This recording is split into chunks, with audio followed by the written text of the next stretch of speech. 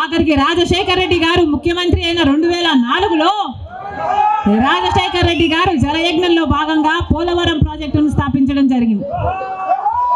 రాజశేఖర్ రెడ్డి గారు ముఖ్యమంత్రిగా ఉండగా పోలవరం ప్రాజెక్టు చెందిన కుడి ఎడమ కాలువల పనులు కూడా చాలా శాతం చేశారు రాజశేఖర్ రెడ్డి గారు. మన దురదృష్టం రాజశేఖర్ రెడ్డి గారు వెళ్ళిపోయారు. ఆయన చనిపోయాక మళ్ళా పోలవరం ఒక్క అడుగు కూడా ముందుకు పడలేదు. చంద్రబాబు గారు పోలవరాన్ని తాకట్టు పెట్టారు బీజేపీ దోస్తీ కోసము. ఇటు జగన్ రెడ్డి గారు బీజేపీతో దోస్తీ కోసం పోలవరాన్ని తాకట్టు పెట్టారు. అంతేకాదు బీజేపీ అధికారంలో 10 సంవత్సరాలుగా అధికారంలో ఉన్న పార్టీ. సంవత్సరానికి 2 కోట్ల ఉద్యోగాలు ఇస్తామంది బీజేపీ పార్టీ. 10 సంవత్సరాలలో ఎన్ని కోట్లు వచ్చి ఉండాలి? 20 కోట్ల ఉద్యోగాలు వచ్చి ఉండాలి మన దేశంలో. ఆంధ్ర రాష్ట్రానికి కనీసం 1 కోటి ఉద్యోగాలైనా ఇచ్చిందా బీజేపీ పార్టీ? పోనీ 10 లక్షల ఉద్యోగాలైనా ఇచ్చిందా బీజేపీ పార్టీ? కనీసం 1 లక్ష ఉద్యోగాలైనా వచ్చినాయా? లేదు. ఆంధ్ర రాష్ట్రంలో 1 లక్ష అంటే 1 లక్ష ఉద్యోగాలు కూడా ఇవ్వలేదు బీజేపీ పార్టీ.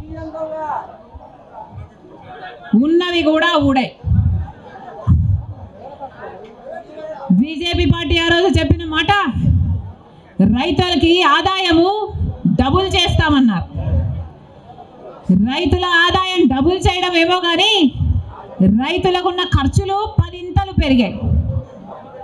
ఈరోజు అప్పు లేని రైతు ఉన్నాడా? అప్పు లేని రైతు ఎవరైనా ఉన్నారా అని ఎవరిని అడిగినా లేదమ్మా అప్పుల పాలైపోయాం. రైతు అన్నవాడు ఆత్మహత్యలు చేసుకున్నా కానీ ఎవ్వడు పట్టించుకునేవాడు లేడు. మరి ఎందుకున్నట్టు బీజేపీ పార్టీ అధికారంలో ఏం చెప్పారు? స్విస్ బ్యాంకులలో విదేశాలలో ఉన్న బ్లాక్ మనీ మొత్తము తీసుకొస్తాము, అన్ని పేదల చేతుల్లో పెడతాము అని చెప్పింది బీజేపీ పార్టీ. పెట్టారా?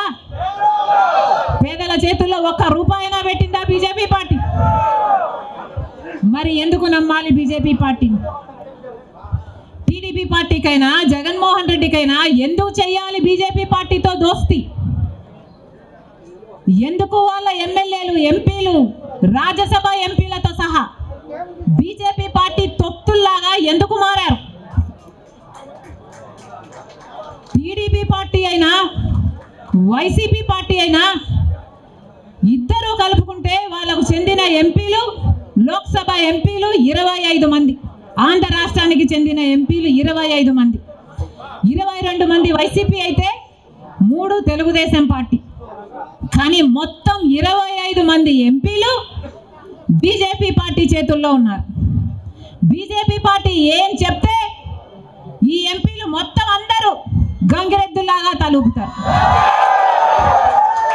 రాజ్యసభకు చెందిన 6 ఎంపీలతో సహా మొత్తం 31 ఎంపీలు ప్రజలు బీజేపీ పార్టీకి ఓటు వేయకపోయినా, తెలుగుదేశం పార్టీకి ఓటు వేసినా, వైసీపీకి ఓటు వేసినా ఉన్నది మాత్రం బీజేపీ పార్టీలో.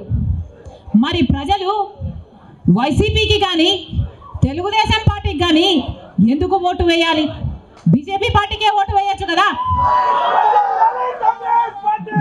వైసీపీ కానీ తెలుగుదేశం పార్టీ కానీ ఎందుకు వాళ్ళ బీజేపీ పార్టీకి అమ్ముడు పోవడానికి వైసీపీ పార్టీ నుంచి ఎందుకు పోటీ నిలబెట్టారు? బీజేపీ పార్టీకి అమ్ముడు పోవడానికి తెలుగుదేశం పార్టీ నుంచి ఎందుకు పోటీకి పెట్టాలి? మొత్తం అందరూ బీజేపీ జెండాలే పెట్టుకోవచ్చు కదా. కనీసం ప్రజలకు క్లారిటీ ఉంటుంది కదా, బీజేపీ పార్టీకి ఓటేస్తున్నాము, బీజేపీ పార్టీని గెలిపిస్తున్నాము అని. ప్రజల దగ్గరేమో ఒక మాట చెప్తారు, ప్రజలనేమో మభ్య పెడతారు, ప్రజల దగ్గరేమో బీజేపీ కాదు అన్నట్టు నటిస్తారు. కానీ లోపల మాత్రం మొత్తం టీడీపీ అయినా బీజేపీ అయినా వైసీపీ అయినా బీజేపీ పార్టీ తొత్తులే. టీడీపీ అయినా వైసీపీ అయినా బీజేపీ పార్టీతో పొత్తులే. అది ప్రత్యక్షంగా కానీ పరోక్షంగా కానీ టీడీపీకి వైసీపీకి పొత్తు ఉంది అన్నది నిజం. లేకపోతే 5 సంవత్సరాలలో కనీసం ఒక్కసారైనా బీజేపీ పార్టీని వ్యతిరేకించాయా? టీడీపీ పార్టీ అయినా వైసీపీ పార్టీ అయినా ఒక్క అంశంలో కూడా నిలదీయలేదు. ఎక్కడ ఏ అవసరం ఉన్నా టీడీపీ పార్టీ అయినా బీజేపీకి సపోర్ట్ చేస్తుంది, వైసీపీ పార్టీ అయినా బీజేపీకే సపోర్ట్ చేస్తుంది. మన రాష్ట్రానికి ఏం చేసింది బీజేపీ పార్టీ అని మీరు సపోర్ట్ చేస్తున్నారో టీడీపీ వైసీపీ సమాధానం చెప్పాలి. మనకు స్పెషల్ స్టేటస్ ఇచ్చుంటే మీరు సపోర్ట్ చేయండి, ప్రజలు కూడా సపోర్ట్ చేస్తారు. మనకు పోలవరం జాతీయ ప్రాజెక్టు చేసి 90% నిధులు ఇస్తామన్న మాట నిలబెట్టుకుని ఉంటే మీరు బీజేపీ పార్టీకి సపోర్ట్ చేయండి, ప్రజలు కూడా హర్షిస్తారు. ఒకవేళ మనకు రాజధాని కట్టడానికి నిధులు ఇచ్చుంటే టీడీపీ పార్టీ అయినా వైసీపీ పార్టీ అయినా బీజేపీ పార్టీకి మీరు మద్దతు ఇవ్వండి, ప్రజలు కూడా హర్షిస్తారు. 2 కోట్ల ఉద్యోగాలలో మన బిడ్డలకు ఉద్యోగాలు ఇవ్వలేదు, మన రైతుల్ని పట్టించుకోలేదు, మనకు స్పెషల్ స్టేటస్ లేదు, మనకు ఏ మాత్రం పట్టించుకోని పార్టీకి వైసీపీ అయినా టీడీపీ పార్టీ అయినా ఎందుకు మద్దతు ఇస్తున్నారో ప్రజలకు సమాధానం చెప్పాలి. ఆఖరికి మణిపూర్ లో ఎంతమంది క్రైస్తవులను 2000 చర్చిలను ధ్వంసం చేసిన 60,000 క్రైస్తవులను నిర్వాసితులను చేసిన కనీసం అప్పుడు కూడా జగన్ రెడ్డి గారు క్రైస్తవుడు అయ్యుండి కూడా ఒక్కసారి కూడా మణిపూర్ ఘటన మీద మాట్లాడలేదు. మరి క్రైస్తవుల కడుపు మండిపోదా? క్రైస్తవులకు మనసు లేదా? క్రైస్తవులు మనుషులు కదా?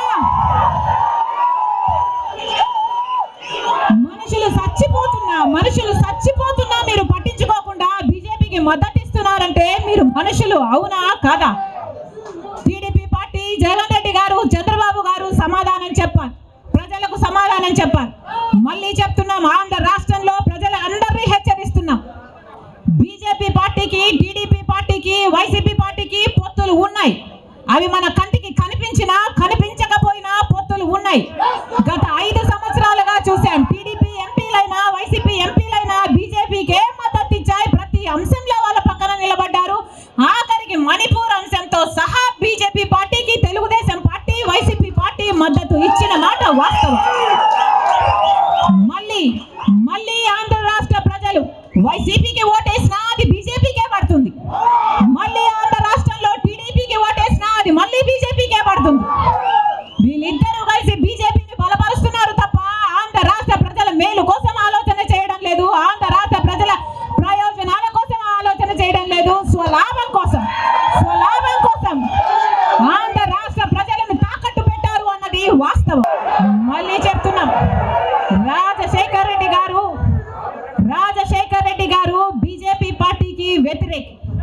రాజశేఖర్ రెడ్డి గారు బీజేపీ పార్టీకి ముమ్మాటికి వ్యతిరేకి. ఎందుకంటే బీజేపీ పార్టీ ఒక మతతత్వ పార్టీ కాబట్టి. ఒక మతాన్ని రెచ్చగొడతారు, ఇంకో మతాన్ని అవమానిస్తారు. ఇదే బీజేపీ పార్టీకి తెలిసిన రాజకీయం. మతం పేరుతో చిచ్చు పెట్టాలి, ఆ మంటలో వీళ్ళు చలి కాచుకోవాలి. ఇదే బీజేపీకి తెలిసిన మంత్రం. అందుకే రాజశేఖర్ రెడ్డి గారు బీజేపీని ఎప్పుడు వ్యతిరేకించారు. రాజశేఖర్ రెడ్డి గారు ఆశయాలు ఒక్క కాంగ్రెస్ పార్టీలోనే నెరవేరాయి తప్ప ఇక ఏ ఇతర పార్టీలోనూ కాదు. రాజశేఖర్ రెడ్డి గారి మూలాలు కాంగ్రెస్ పార్టీయే, రాజశేఖర్ రెడ్డి గారి ఊపిరి కూడా కాంగ్రెస్ పార్టీయే.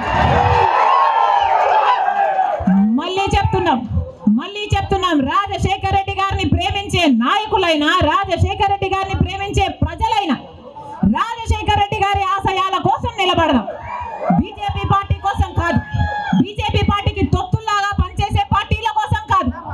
మళ్ళీ చెప్తున్నాం, రాజశేఖర్ రెడ్డి గారిని అభిమానించే నాయకులైనా ప్రజలైనా రండి,